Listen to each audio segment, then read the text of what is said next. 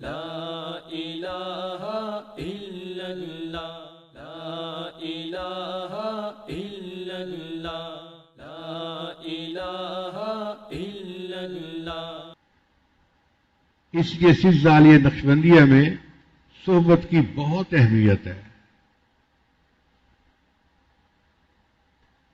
سالک اپنے شیخ کی صحبت میں رہے اور نیکوں کی صحبت کو اختیار کرے، اس کی برکت سے اس کو نسبت کا نور ملتا ہے، اس کی صحبت سے اس کو اللہ کا قرب مل جاتا ہے۔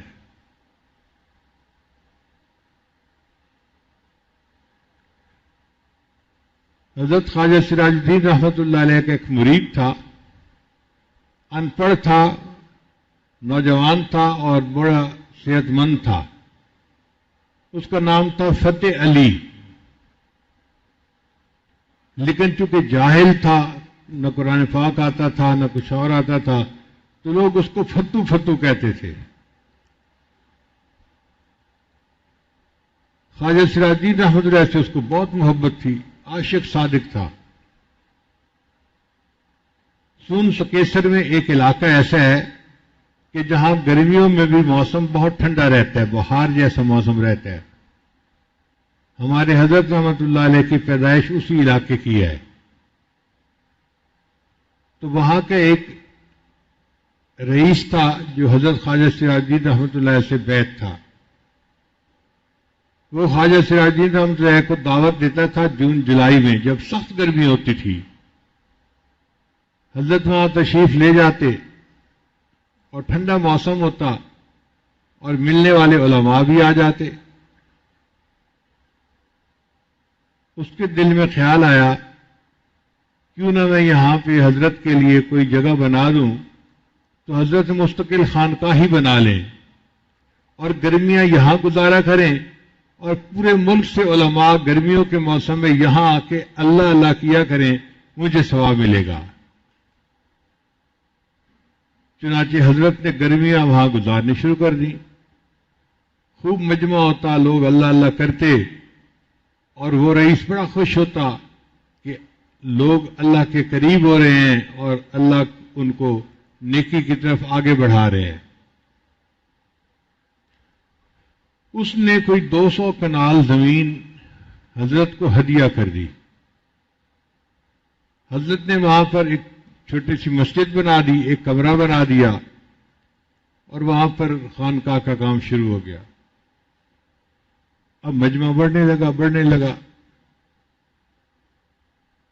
وہ جو فتو تھا نا، وہ ایک دن حضرت کے پاس آیا، حضرت یہ آپ کی زمین کے اندر دریا بہتا ہے، اگر اس دریا کا پانی مڑ جائے، رخ پھیر لے، تو بہت ساری زمین آپ کی کارآمد ہو جائے گی، اس پہ فصل لگ سکے گی،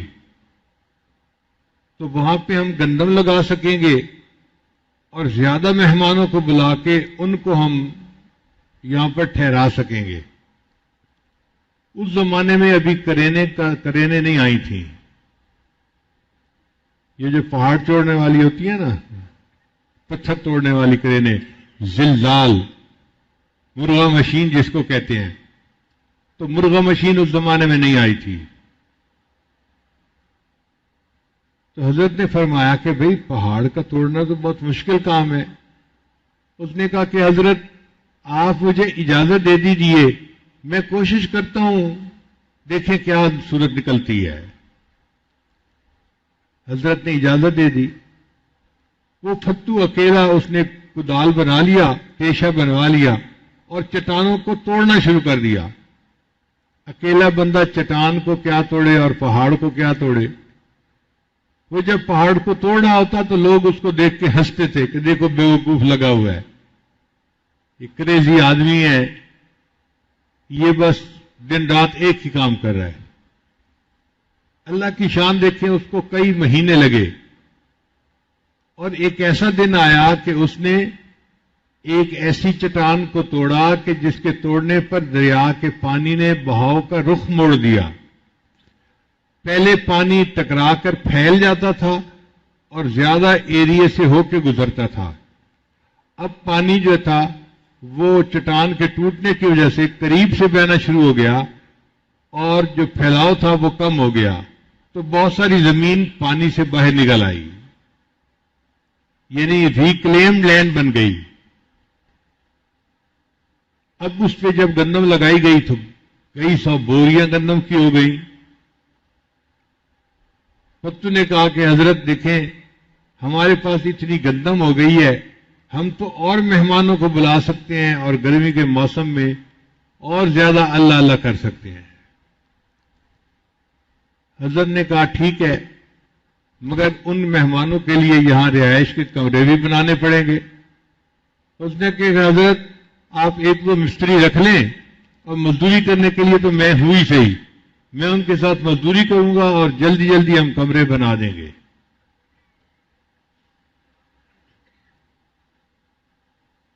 دو مستری آ گئے اور پتو نے ان کے ساتھ مل کے کام کرنا شروع کر دیا اور تیزی سے کمرے بننے شروع ہو گئے۔ خواجہ سراج الدین رحمۃ اللہ جب کمرے بنتے دیکھتے تو بہت خوش ہوتے کہ گرمیوں میں مہمان آئیں گے، یہاں ٹھہریں گے اور اللہ کو یاد کریں گے اور ہمیں اس کا اجر ملے گا۔ ایک دن یہ فتو گرمیوں میں دوپہر کے وقت گارا بنا رہا تھا، کیونکہ سیمنٹ تو وہاں تھا نہیں تو مٹی سے اینٹیں جوڑی جاتی تھیں، تو یہ گارا بنا رہا تھا۔ خواجہ سراج الدین رحمۃ اللہ علیہ نے کھڑکی میں سے دیکھا سب سوئے ہوئے ہیں، آرام کر رہے ہیں، دوپہر کا وقت ہے، گرمی کا وقت ہے، اور فتو لگا ہوا ہے اس گارے کو بنانے میں۔ تو حضرت نے ایک بچے کو بھیجا گھر کے کہ جاؤ اور فتو کو میرے پاس بلا کے لاؤ۔ جب بچے نے جا کے میسج دیا تو فتو ڈر گیا کہ لگتا ہے کہ مجھ سے کوئی غلطی ہو گئی، حضرت نے مجھے اس وقت طلب فرمایا ہے۔ تو اس نے بچے کو کہا کہ حضرت سے عرض کرو کہ میں ابھی نہا کے شاور لے کے اور کپڑے بدل کے آتا ہوں۔ حضرت نے اس بچے کو دوبارہ بھیجا کہ نہیں، اس کو کہو کہ اسی حالت میں میرے پاس آئے۔ لو جی، فتو گارے کے اندر لچڑا ہوا اسی حال میں ان کے سامنے آیا، دھوتی باندھی ہوئی تھی اور پسینہ آیا ہوا تھا۔ خواجہ سراج الدین رحمۃ اللہ نے اس کو اپنے پاس بلایا، اس کو اپنے سینے سے لگایا اور اس کو اجازت خلافت عطا فرما دی۔ اب فتو روئے، حضرت میں تو قرآن بھی نہیں پڑھا ہوا، مجھے قرآن نہیں آتا۔ حضرت نے فرمایا نہیں آتا تو پڑھ لو گے۔ حضرت مجھے تو نماز بھی پوری نہیں آتی۔ حضرت میں کوئی بات نہیں، سیکھ لو گے۔ حضرت میں تو اس قابل نہیں ہوں۔ حضرت آگے سے جواب دے میں بھی اس قابل نہیں ہوں، تم بھی اس قابل نہیں ہو، کوئی بات نہیں۔ اب فتو پریشان، میں ان پڑھ جاہل بندہ اور مجھے خلافت مل گئی۔ اللہ کی شان دیکھیں کہ اس فتو نے آہستہ آہستہ قرآن مجید پڑھنا شروع کیا، ناظرہ، اور آہستہ آہستہ اس نے قرآن مجید پڑھ لیا۔ پھر اس نے نماز کے مسائل سیکھنے شروع کیے تو کچھ نماز کے مسائل بھی آ گئے۔ اب اس بندے نے چونکہ محنت کی تھی، اللہ کے لیے قربانی دی تھی، اس قربانی کا صلہ ملا کہ اس کے دل میں اللہ کی محبت بڑی تھی۔ یہ جب بات کرتا تھا نا تو دوسرے بندے کا دل مو لیتا تھا، تو لوگوں کو نفع محسوس ہوتا اور وہ اس کے پاس بیٹھ کے اللہ کی باتیں سنتے تھے۔ کئی ان میں سے تو عطائب بھی ہو جاتے اور فتو کے ہاتھ پہ بیعت بھی ہو جاتے ہیں۔ اب جو فتو کے ہاتھ پہ بیعت ہوتے وہ اپنے شیخ کو فتو تو نہیں کہہ سکتے تھے، انہوں نے اپنے شیخ کو فتح علی کہنا شروع کر دیا۔ آپ کی بیعت کن سے ہے؟ جی میری بیعت تو سائیں فتح علی سے ہے۔ تو اس کا نام سائیں فتح علی مشہور ہو گیا۔ اللہ کی شان دیکھیں کہ پھر ایک وقت آیا کہ علماء نے بھی اس سائیں فتح علی سے بیعت ہونا شروع کر دیا۔ حضرت مرشد عالم رحمۃ اللہ نے خود مجھے بتایا، فرمانے لگے کہ میں حج پر گیا تو پاکستان اور انڈیا سے آئے ہوئے تقریباً 200 بڑے بڑے علماء تھے جو وہاں کے ایک مدرسے میں مقیم تھے۔ ان سب کے لیے فرش پر بستر لگائے جاتے تھے اور سائیں فتح علی کے لیے ان کے درمیان چارپائی پر بستر لگایا جاتا تھا ان کے اکرام کی وجہ سے۔ تو حضرت نے یہ واقعہ سنا کے مجھے فرمایا کہ فتو کو اللہ نے دیکھو کیا نعمت عطا فرمائی، اور پھر فرمایا میں بھی فتو ہوں۔ حضرت فرماتے تھے میں بھی فتو ہوں، اور واقعی بات ایسی ہے۔ حضرت نے تو سمجھانے کے لیے کہہ دیا تھا، مگر حقیقی بات یہ ہے کہ ہم تو ویسے ہی فتو ہیں۔ کہاں کی ہمارے اندر جو ہے دین کا علم، اور کہاں کی ہمارے اندر کوئی تقویٰ اور دوسری چیزیں، کچھ بھی نہیں ہے۔ اگر آپ لوگوں کو کچھ فائدہ پہنچ رہا ہے تو یہ اللہ پہنچا رہے ہیں۔ کون پہنچا رہے ہیں؟ اللہ پہنچا رہے ہیں۔ اللہ جس کو چاہتے ہیں ذریعہ بنا دیتے ہیں۔ مگر صحبت کا اثر ایسا ہوتا ہے کہ انسان فتو سے سائیں فتح علی بن جایا کرتا ہے۔ اللہ ہمیں بھی اللہ والوں کی صحبت عطا فرمائے، اور ہمارے دل کی ظلمت کو اللہ دور کرے، اور ہمیں اللہ تعالیٰ اپنے مقرب بندوں میں شامل فرمائے۔ امام ربانی مجدد عرفانی رحمۃ اللہ علیہ اپنے مکتوبات میں اس پر بہت زور دیتے ہیں کہ تم نیکوں کی مجلس کو اختیار کرو، نیکوں کی مجلس اختیار کرنے سے تمہارے اندر خود بخود نیکی آ جائے گی۔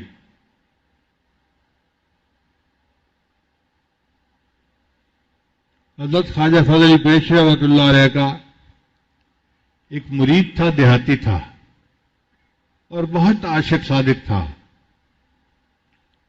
عالم نہیں تھا، مگر اس کے اندر ذکر کی وجہ سے انوارات بہت تھے۔ حضرت سے بہت محبت کرتا تھا۔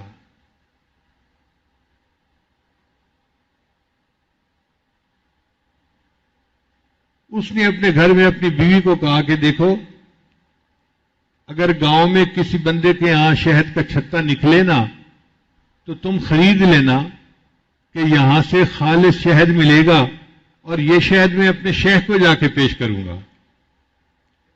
تو بیوی کو جہاں پتہ چلتا فلاں کے درخت سے شہد کا چھتا نکلا تو بیوی شہد خرید لیتی۔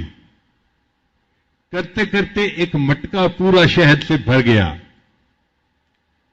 وہ مٹکا لے کے آیا کہ میں خواجہ فضل قریشی رحمۃ اللہ علیہ کو ہدیہ پیش کروں گا۔ حضرت اپنی مسجد کے اندر بیٹھے ہوئے تھے، کچھ لوگ محفل میں تھے۔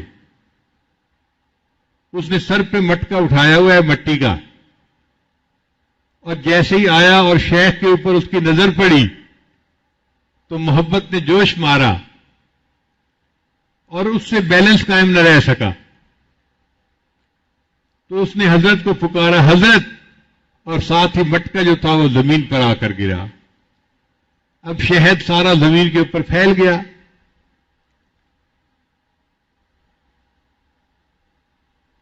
اب حضرت مسکرا رہے ہیں اور شعر پڑھ رہے ہیں، گھڑے برن سہیلیاں رنگ رنگ دے گھڑے، بھریا او دا جانیے جے دا توڑ چڑھے۔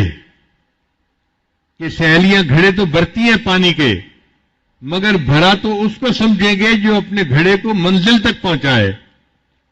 تمہارا گھڑا تو ٹوٹ گیا راستے میں، اور وہ اللہ اللہ اللہ کر رہا ہے، اس پر حال طاری ہے۔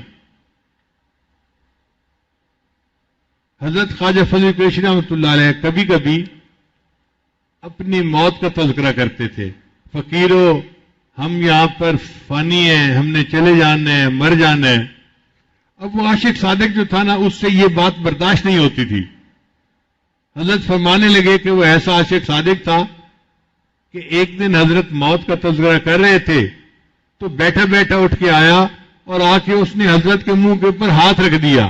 کہتے چپ کرو پیرا، کہ مرن لائے ہوئے، کہ پیر صاحب چپ کریں، کیا آپ نے مرنا لگایا ہوا ہے۔ اس سے برداشت نہیں ہوتا تھا کہ حضرت کہہ کیوں رہے ہیں کہ میں نے فوت ہو جانا ہے۔ بچھڑنا اس کے لیے گویا ایک بہت بڑا صدمہ تھا۔ حضرت مرشد عالم فرماتے ہیں کہ عشاء کا وقت تھا، ہم مسجد کے صحن میں بیٹھے ہوئے تھے، وہ محفل میں سے اٹھ کے آیا اور حضرت کو کہنے لگا حضرت سانپ آ رہا ہے، حضرت سانپ آ رہا ہے۔ سارے حیران کہ یہ کیا کہہ رہے ہیں، حضرت سانپ آ رہا ہے، حضرت سانپ آ رہا ہے۔ حضرت نے اس سے پوچھا تم کیا کہنا چاہتے ہو؟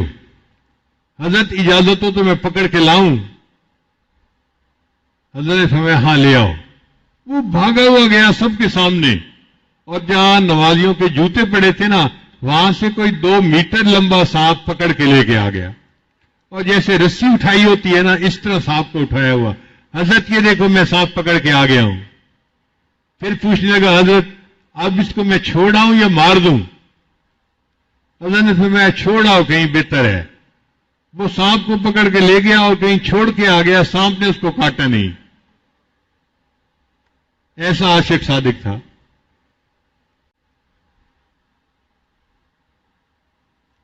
ایک مرتبہ عجیب واقعہ ہوا، خواجہ فضل قریشی رحمۃ اللہ نے قریب کی بستیوں میں ٹائم دیا ہوا تھا کہ میں فلاں دن 2 دن کے لیے فلاں بستی میں آؤں گا، پھر 1 دن فلاں بستی میں، پھر 2 دن فلاں بستی میں، اس طرح گاؤں کے پروگرام تھے۔ جب خواجہ فضل قریشی رحمۃ اللہ علیہ جانے لگے تو اس دن گھر میں اماں جی بیمار تھیں، تو حضرت کا دل بڑا غمزدہ تھا کہ میں بیوی کو ایسے ہی چھوڑ کے جا رہا ہوں، اگر ٹائم نہ دیا ہوتا تو میں یہاں رہتا اور ان کے علاج معالجے کا بندوبست کرتا، ان کو فائدہ ہوتا، مگر چونکہ لوگ منتظر ہیں تو مجھے جانا ہے۔ تو حضرت اللہ توکل سفر پہ نکل پڑے، ایک دن ایک بستی میں، دوسرے دن دوسری بستی میں، چند بستیوں میں ٹائم گزارا تو 4-5 دن کا وقت گزر گیا۔ حضرت ایک بستی میں پہنچے تو دل بڑا غمزدہ، وہ پھتو آ گیا، حضرت آج اتنے غمزدہ آپ کیوں ہیں؟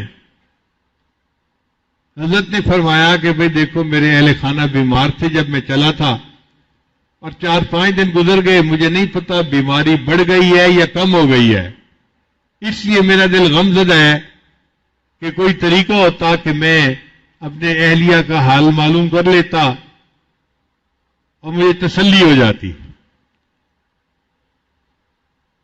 کہتے کہ حضرت میں بلا لوں فلاں بندے کو۔ اس نے لنگر کا جو انچارج تھا نا ایک بندہ، احمد بخش اس کا نام تھا، اس کا نام لیا۔ حضرت نے فرمایا بلا لو۔ کیسے بلاؤ گے؟ کہتے حضرت یہ میرا کام ہے۔ وہ وہاں سے اٹھا اور مسجد کے صحن میں ایک شیشم کا درخت تھا، اس درخت کے قریب جا کے تنے کے قریب منہ کر کے احمد بخش احمد بخش احمد بخش احمد بخش جیسے ہیلو ہیلو کرتے ہیں نا فون کرتے ہوئے، اس نے ایسے کرنا شروع کر دیا۔ تھوڑی دیر کے بعد اس نے کہا احمد بخش حضرت فلاں بستی میں ہیں اور انتظار میں ہیں، تم اماں جی کا حال معلوم کر کے جلدی اس بستی میں پہنچو۔ اور آ کے کہنے لگا حضرت میں نے فون کر دی ہے اور احمد بخش آ جائے گا۔ اب حضرت اس بندے کا چہرہ دیکھ رہے ہیں کہ یہ جاہل بندہ کیسے اس نے پیغام پہنچا دیا۔ اس زمانے میں ٹیلی فون نہیں ہوتے تھے، آج کل تو سیل فون ہے نا، اس زمانے میں لائن فون بھی نہیں ہوتے تھے، کنسیپٹ ہی نہیں تھا لوگوں کو فون کا۔ تو حضرت بڑے حیران کہ بھئی اس نے کیسے پیغام دیا۔ ظہر کا وقت ہو گیا تو ظہر کے وقت حضرت وضو کر رہے تھے، اتنے میں وہ احمد بخش جو تھا نا مسجد میں داخل ہوا، اور احمد بخش کو مسجد میں دیکھ کر وہ جو عاشق صادق تھا اس نے تو چھلانگیں لگانی شروع کر دی۔ حضرت دیکھو احمد بخش آ گیا، احمد بخش آ گیا، احمد بخش آ گیا۔ حضرت نے فرمایا بھائی اتنا شور مچا رہے ہو، اسے آنے دو، مجھے بات تو کرنے دو اس سے۔ خیر احمد بخش آ گیا۔ حضرت نے پوچھا بھائی کیسے آنا ہوا؟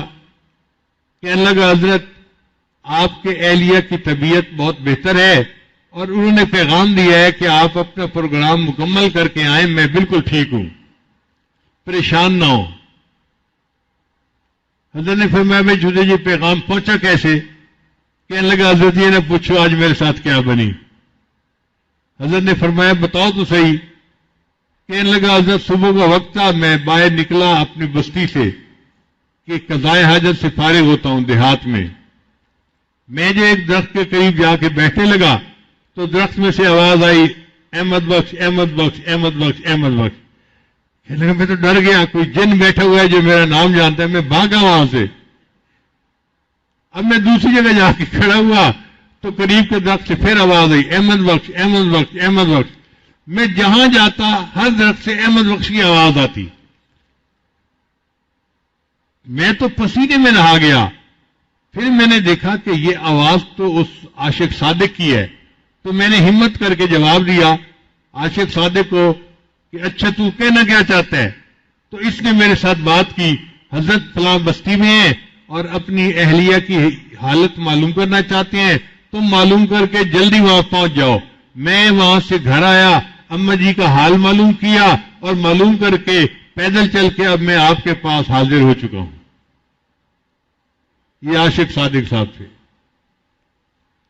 ایک مرتبہ حضرت قریشی رحمۃ اللہ علیہ دین پور گئے. اس وقت دین پور میں ایک بڑے بزرگ تھے جو وہاں رہتے تھے, حضرت دین پوری رحمۃ اللہ علیہ. تو جب بستی کے پروگرام سے فارغ ہوئے تو خواجہ فضل قریشی رحمۃ اللہ علیہ نے جماعت کے لوگوں سے کہا کہ دیکھو بھائی, دل بڑا جاتا تھا کہ ہم دین پور کے اتنا قریب آ گئے ہیں تو ہم ان بزرگوں کی زیارت کر کے ان کو مل کے واپس جاتے, مگر مجھے ان کے سامنے پیر بن کے جانا اچھا نہیں لگتا, اس لیے میں وہاں نہیں جا سکتا. حضرت خواجہ عبد المالک صدیقی رحمۃ اللہ علیہ کو اللہ نے بہت ذہانت دی تھی. وہ کہنے لگے حضرت آپ ان کے سامنے پیر بن کے نہیں جانا چاہتے تو آسان طریقہ ہے. حضرت نے پوچھا کیسا؟ حضرت یہ آپ کے قریب جو 3-4 پٹھان حضرات ہیں نا جو شیخ الحدیث ہیں, چہرے چمکتے ہیں, گورے چٹے, ان کو اپنا امامہ پہنا دیں, دوسرے کو اپنی واسکٹ پہنا دیں اور تیسرے کے ہاتھ میں اپنا عصا دے دیں اور ان کو آگے کر دیں تو یہ تینوں پیر نظر آئیں گے. اور خود ٹوپی سر پہ لے لیں اور سادہ کپڑوں میں مجمع کے درمیان جا کے مسافہ کر کے واپس آ جائیں. ان حضرت کو پتہ ہی نہیں چلے گا کہ بھئی کون پیر اور کون مرید. حضرت نے فرمایا ہاں یہ ٹھیک ہے. لو جی, حضرت خواجہ فضل قریشی رحمۃ اللہ علیہ اپنے ان علماء کے ساتھ اپنی امامہ کسی کو پہنا دیا, عصا کسی کو دے دیا, واسکٹ کسی کو دے دی اور سادہ کپڑوں میں چل پڑے کہ ہم ان کو مسافہ کر کے آ جائیں گے. اب اللہ کی شان دیکھیں کہ ان کو کسی نے اطلاع نہیں دی تھی, لیکن ان بزرگوں کو حضرت دین پوری رحمۃ اللہ علیہ کو الہاماً اللہ نے بتلا دیا ایک اللہ والا آپ سے ملاقات کے لیے آ رہا ہے. تو حضرت دین پوری رحمۃ اللہ علیہ اپنی جماعت کو لے کر بستی کے باہر استقبال کے لیے آ گئے. اب یہ جماعت جا رہی ہے اور حضرت کھڑے ہیں استقبال کے لیے. کوئی 25-30 بندوں کا مجمع تھا جو جا رہا تھا اور آگے آگے وہ سب امامے والے اور گورے چٹے جو پیر نظر آتے تھے وہ لوگ تھے. چنانچہ وہ سب حضرت کے پاس گئے تو حضرت دین پوری جو تھے انہوں نے یوں کرنا شروع کر دیا. لوگ آتے گئے اور الگ الگ ہوتے گئے حتیٰ کہ جب حضرت فضل قریشی رحمۃ اللہ آئے تو دین پوری رحمۃ اللہ نے ان کو سینے سے لگا لیا. اور جب ان کو سینے سے لگا لیا تو وہ جو عاشق صادق تھا نا اس کو جوش چڑھ گیا. وہ کہنے لگا او پیرا تو چھپنا بھی چاہے تو چھپ نہیں سکتا, تو چھپنا بھی چاہے تو چھپ نہیں سکتا. تو حضرت قریشی رحمۃ اللہ حیران تھے کہ دیکھو اس بندے کی کیا کیفیت ہے. تو اس بندے نے اپنی محبت کی وجہ سے حضرت سے وہ فیض پا لیا تھا جو کئی بڑے بڑے علماء بھی نہیں حاصل کر سکے تھے. تو صحبت کی تاثیر ہوتی ہے. انسان کے اندر اگر محبت ہو اور صحبت ہو تو اس کے بدلے اللہ اس کو نسبت کا نور عطا فرما دیتے ہیں. اس لیے ہمارے سلسلے میں صحبت کی بہت زیادہ اہمیت ہے. ویسے بھی حدیث پاک میں آتا ہے المرء مع من احبا، بندہ قیامت کے دن اسی کے ساتھ ہوگا جس سے اس کو محبت ہوگی۔ دنیا میں محبت ہے تو انسان کو اپنے شیخ کی صحبت عطا فرما دیتے ہیں، اگر یہ محبت کامل ہوئی تو آخرت میں بھی انسان کا فیصلہ اسی کے ساتھ ہوگا۔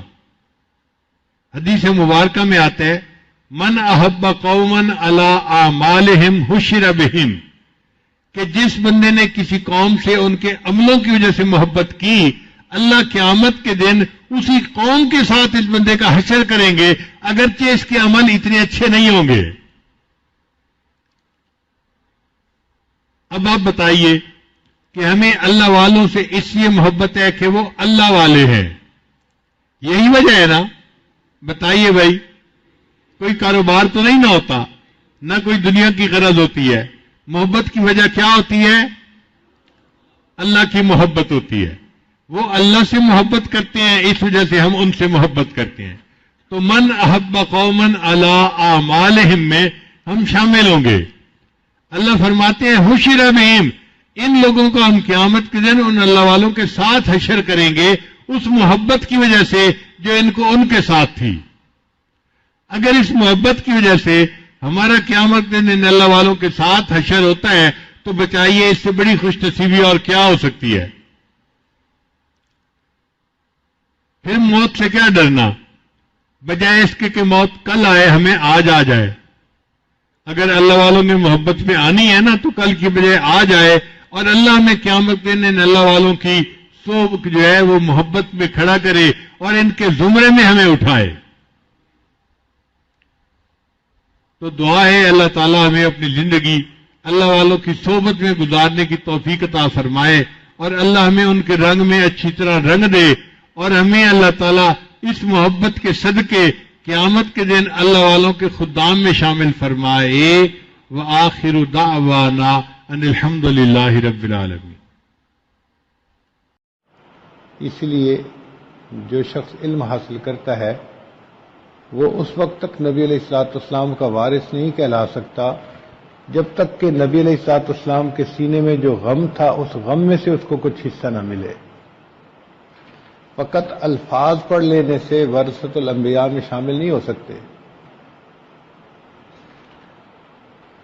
عزیز طلباء، ایک ہے علم کے حروف اور نقوش، وہ تو ہر بندے کو حاصل ہو جاتے ہیں، کوئی عمل کرنے والا ہو نہ کرنے والا ہو۔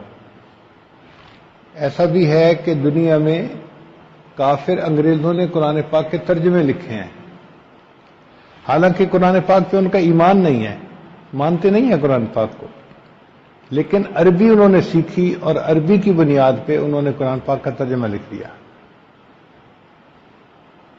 تو ایمان سے خالی بندہ ہے لیکن ترجمہ کر لیتا ہے، اس کو نقوش تو مل گئے لیکن جو علم کا نور ہے وہ اسے نہیں ملا۔ علم کا نور کیسے ملے یہ ایک الگ معاملہ ہے۔ آپ جو کتابیں پڑھتے ہیں نا، ان کتابوں سے آپ کو علم کے نقوش مل جاتے ہیں، اور جتنا جو ذہین طالب علم ہوگا زیادہ جلدی عبارتیں یاد کر لے گا، لیکن اس کو عبارتیں تو یاد ہوں گی، اس کو یہ یاد نہیں ہوگا کہ میرا اللہ مجھ سے کیا چاہتا ہے،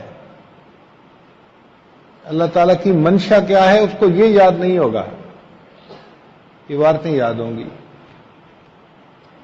تو اس لیے علم انسان اللہ سے مانگے تو علم نافع مانگے، نفع دینے والا علم۔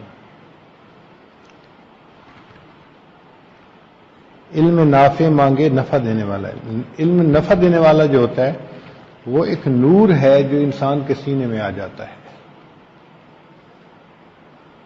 اب علم نافع ہمیں کیسے ملے؟ اس کی دعائیں بھی مانگنی چاہیے، اور اس کے 3 طریقے ہیں حاصل کرنے کے۔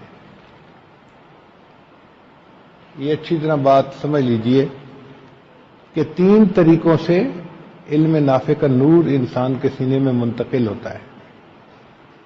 ایک ہے دوڑ دوڑ کے اور بھاگ بھاگ کے انسان نیک اعمال کرے۔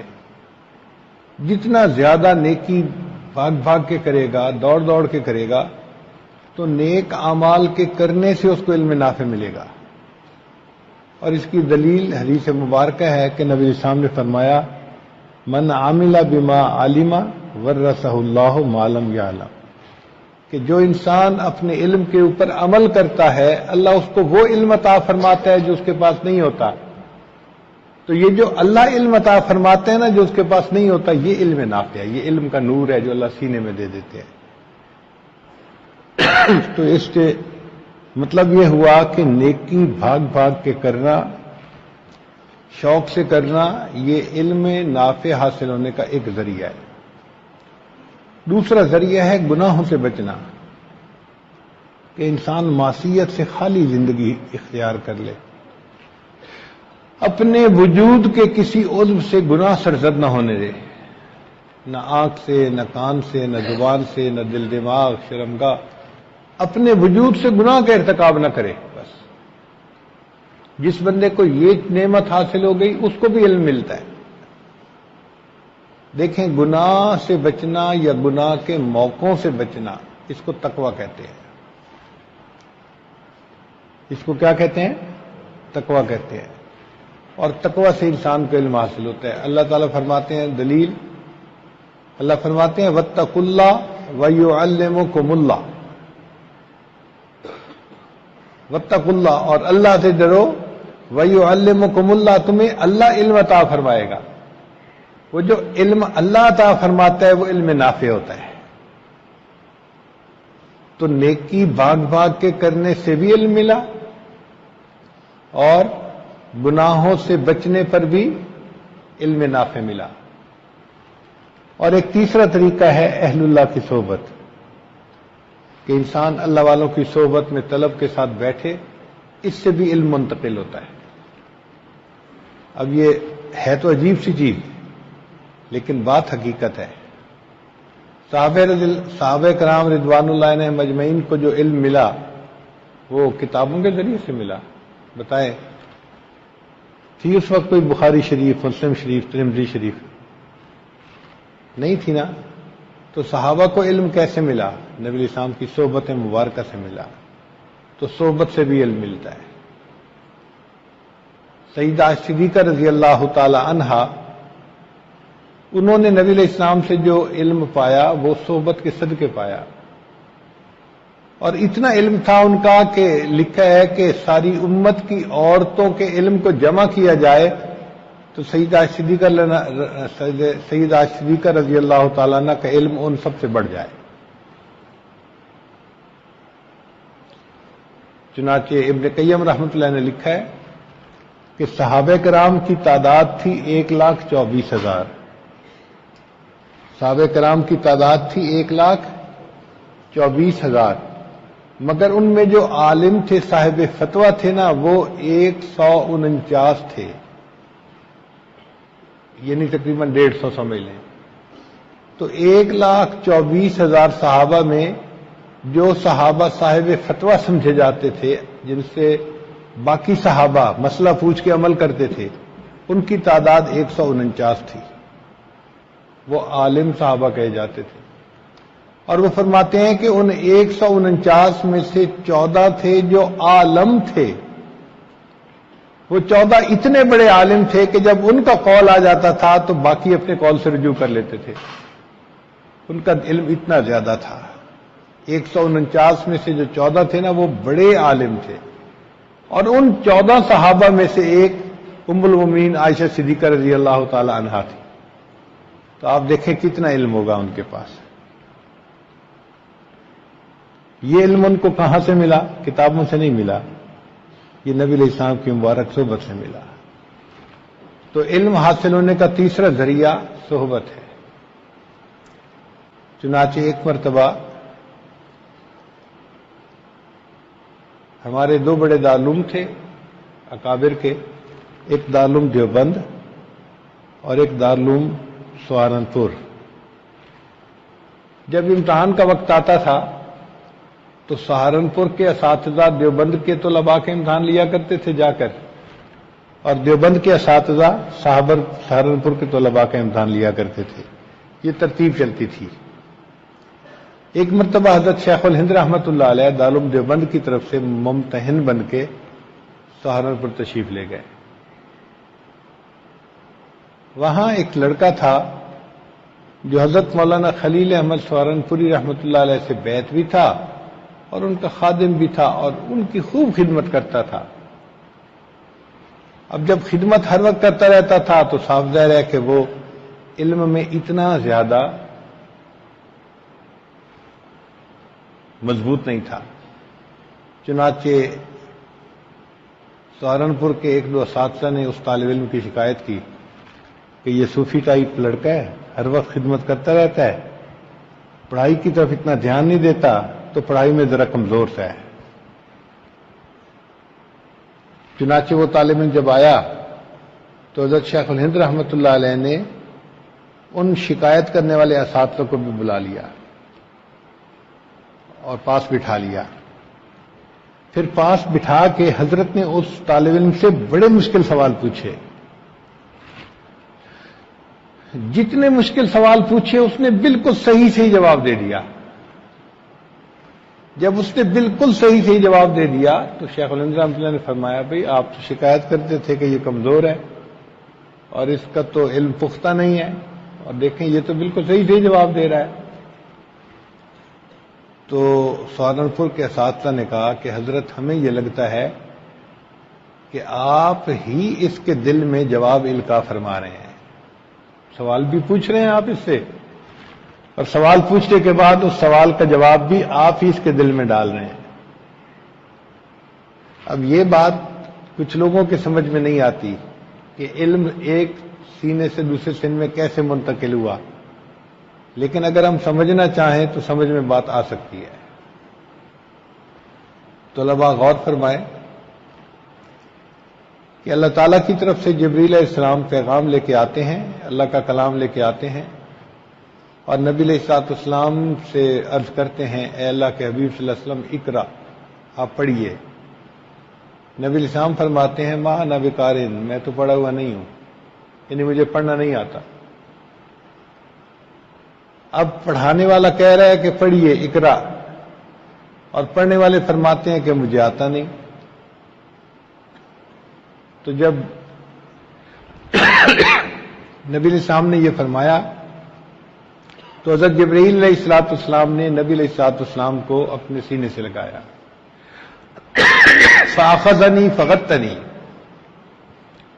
نبی علیہ السلام فرماتے ہیں کہ مجھے جبرائیل علیہ السلام نے اپنے سینے سے لگا کے بھینچا اور اتنا زور سے دبایا کہ بالغ من الجہد، مجھے تکلیف محسوس ہونے لگی.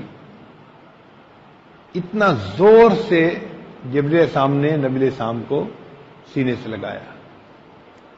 ایک دفعہ لگایا، پھر دوسری دفعہ لگایا، پھر تیسری دفعہ لگایا. جب 3 مرتبہ ایسا کیا تو نبی علیہ السلام نے پڑھنا شروع کر دیا. جو جبرائیل علیہ السلام نے پڑھا تھا وہ سارا کا سارا نبی علیہ السلام نے پڑھ دیا. اب بتائیں کہ نبی علیہ السلام میں یہ جو علم منتقل ہوا یہ کیسے منتقل ہوا؟ بھئی ابھی چند لمحے پہلے تو فرماتے ہیں ما انا بقارئ، میں پڑھا ہوا نہیں ہوں، اور اب پڑھ رہے ہیں جو پڑھایا گیا. تو یہ تبدیلی کیسے آئی؟ یہ علم منتقل ہوا تھا جبریل علیہ السلام سے نبی علیہ السلام کے اندر. تو علم سینوں سے سینوں میں بھی منتقل ہوتا ہے. حضرت شیخ الحدیث رحمۃ اللہ علیہ اس کی تفصیل لکھتے ہیں، مولانا زکریا رحمۃ اللہ علیہ. وہ فرماتے ہیں کہ 4 نسبتیں ہوتی ہیں. ایک ہوتی ہے نسبت انعکاسی. نسبت انعکاسی کیا ہوتی ہے؟ کہ آپ آگ کے پاس بیٹھیں تو آپ کو گرمی محسوس ہوگی. یہ گرمی آپ کی نہیں ہے، یہ گرمی آگ کی ہے، لیکن آپ تک پہنچ رہی ہے قرب کی وجہ سے. یہ نسبت انعکاسی کہتی ہے. اسی طرح جب کوئی آدمی اللہ والوں کی صحبت میں بیٹھتا ہے تو ان کے سینے کا نور منعکس ہوتا ہے آنے والے کے سینے میں. یہ نسبت انعکاسی کہلاتی ہے. مگر یہ کمزور نسبت ہے. آپ سردی کے موسم میں چولہے کے قریب سے اٹھ کے دور چلے جائیں، گرمی ختم، پھر ٹھنڈ لگے گی. اس لیے کہ نسبت کمزور تھی. ایک ہے نسبت القائی. نسبت القائی کیا ہے کہ ایک جگہ آگ جل رہی تھی اور آپ گئے اور آپ نے جا کے وہاں اپنا چراغ جلا لیا. اب جب آپ نے چراغ جلا لیا تو آگ آپ کے پاس آ گئی اپنی.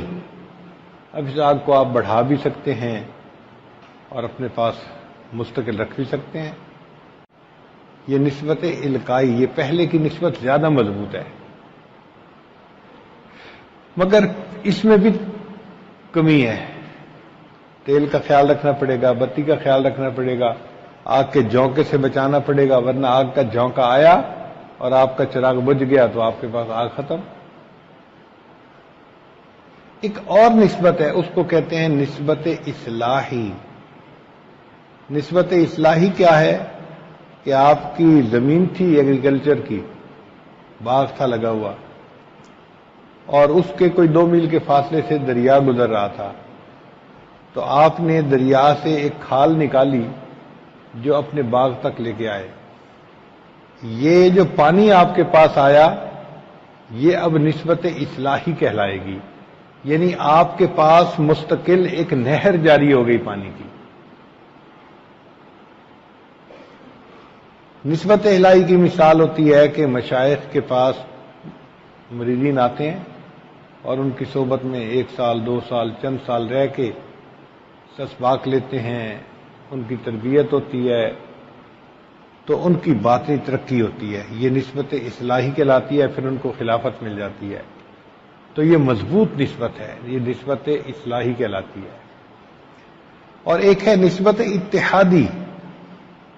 نسبت اتحادی کس کو کہتے ہیں کہ استاد اور شاگرد کے درمیان ایک ایسا رشتہ بن جاتا ہے کہ استاد کے اندر جو علم ہوتے ہیں، کمالات ہوتے ہیں، وہ سارے کے سارے ان کے شاگرد کے سینے کے اندر ڈال دیے جاتے ہیں.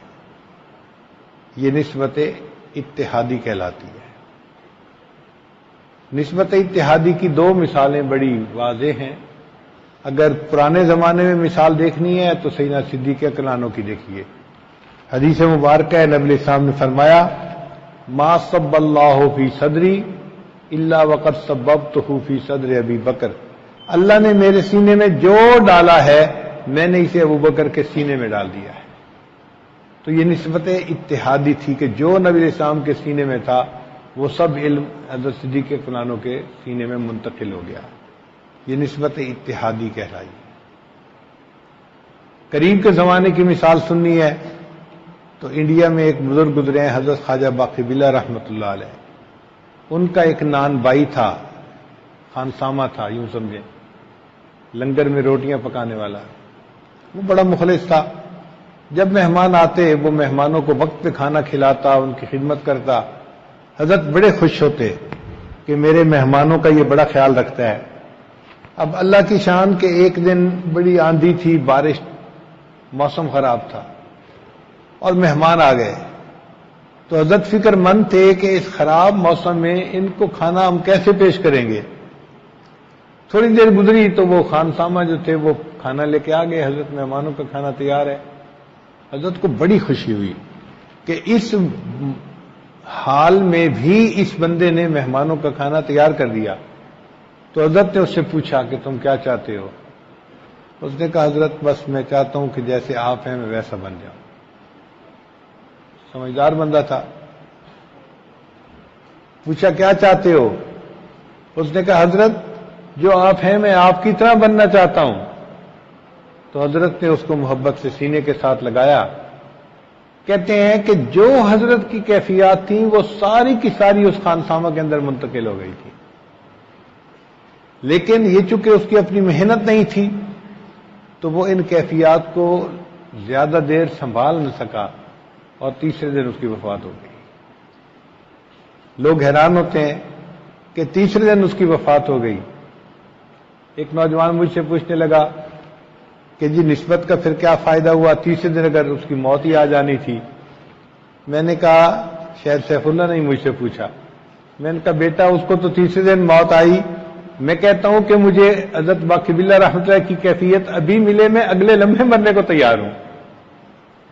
بھئی کم از کم اللہ کے سامنے اس دل کے ساتھ تو جائیں گے نا جو خواجہ باقی باللہ رحمۃ اللہ علیہ کے پاس تھا. تو پھر ہمیں دنیا میں مزید کیا جینا ہے؟ ہم تو ابھی مرنے کو تیار ہیں اگر نسبت مل جائے تو.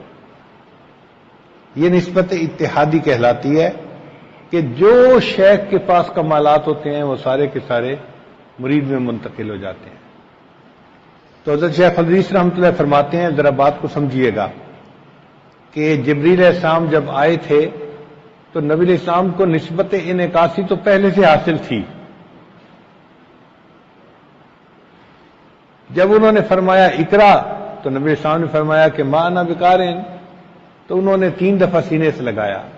تو فرماتے ہیں کہ پہلی دفعہ جب سینے سے لگایا تو نسبت القائی ان کو مل گئی، جب دوسری دفعہ سینے سے لگایا تو نسبت اصلاحی نصیب ہو گئی، اور جب تیسری دفعہ لگایا تو نسبت اتحادی نصیب ہو گئی. لہذا جو جبریل علیہ السلام نے پڑھا تھا وہی نبی علیہ السلام نے پڑھ دیا، کیونکہ نسبت اتحادی مل چکی تھی.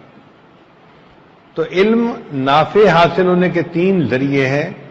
ایک ہے بھاگ بھاگ کے نیکی کرنا، مستحبات کا خیال رکھنا، سنن کا خیال رکھنا، عبادات خوب کرنا، جی بھر کے عبادت کرنا. اس عبادت کے راستے سے بھی انسان کو علم نافع ملتا ہے، نور ملتا ہے علم کا. اور دوسرا طریقہ ہے گناہوں سے بچنا، تو تقوی سے بھی علم نافع کا نور ملتا ہے، واتقوا اللہ ویعلمکم اللہ. اور تیسرا طریقہ ہے کہ صاحب قلوب کی صحبت اختیار کرنا، اس سے بھی علم ملتا ہے. اور خوش نصیب ہے وہ طالب علم جس کو یہ تینوں نعمتیں ایک وقت میں نصیب ہوں. دوڑ دوڑ کے نیکی بھی کرے، ہر چھوٹی بڑی سنت پر بھی عمل کرے، گناہوں سے بھی بچے، اور اپنے اساتذہ کی صحبت میں بھی رہے. تو جب 3 طریقوں سے اس کو علم حاصل ہوگا تو پھر دل جو ہے وہ علم کے نور سے بھر دیا جائے گا. آپ بھی ایسا ہی کریں کہ ان تینوں کاموں کا خیال رکھیں تاکہ اللہ تعالیٰ سینے کو علم کے نور سے منور فرما دے، اور ہمیں اللہ تعالیٰ علم نافع کا نور عطا فرمائے، اور قیامت کے دن ہم اس علم نافع کے نور کو لے کر اللہ کے سامنے پیش ہوں. حضرت شیخ حدیث دعوت برکاتہم نے حکم فرمایا تھا کہ آج مشکات شریف کے طلباء نے آخری حدیث پڑھنی ہے، تو آپ اس موقع پہ کچھ کہہ دیجئے. تو یہ آج بس آپ کی خدمت میں آ کے پیش ہو گیا تھا کہ چلو اس محفل مجلس کی کچھ برکتیں مجھے بھی حاصل ہو جائیں گی. جو اللہ نے دل میں ڈال دیا اس حاجت نے چند باتیں کہہ دیں. ان کان خطأ ان کان ثوابا فمن اللہ وان کان خطأ فمنی ومن الشیطان واللہ ورسولہ منہ بریٰ. اللہ تعالیٰ قبول فرمائے اور ہمیں علم نافع کا نور عطا فرمائے. وآخر دعوانا ان الحمد للہ رب العالمین. تھوڑی دیر کے لیے مراقبہ کر لیجئے. مراقبے سے پہلے توبہ کی نیت کر کے کلمات پڑھ لیجئے. نیت کیجئے کہ ہم پچھلے سب گناہوں سے سچی پکی توبہ کر رہے ہیں اور آئندہ نیکوکاری کی زندگی گزارنے کا ارادہ کر رہے ہیں. الحمدللہ وکفی وسلام علی عبادہ الذین اصطفی اما بعد. پڑھیے بسم اللہ الرحمن الرحیم. لا الہ الا اللہ محمد الرسول اللہ. آمنت باللہ وملائکتہ وکتبہ ورسلہ والیوم الآخر والقدر خیرہ وشرہ من اللہ تعالی والبعث بعد الموت. آمنت باللہ کما ہوا باسمائہ وصفاتہ وقبلت جمیع احکامہ اقرار باللسان وتصدیق بالقلب. اشہد ان لا الہ الا اللہ واشہد ان محمدا عبدہ ورسولہ. استغفر اللہ ربی من کل ذنب وأتوب إليه برحمتك یا ارحم الراحمین۔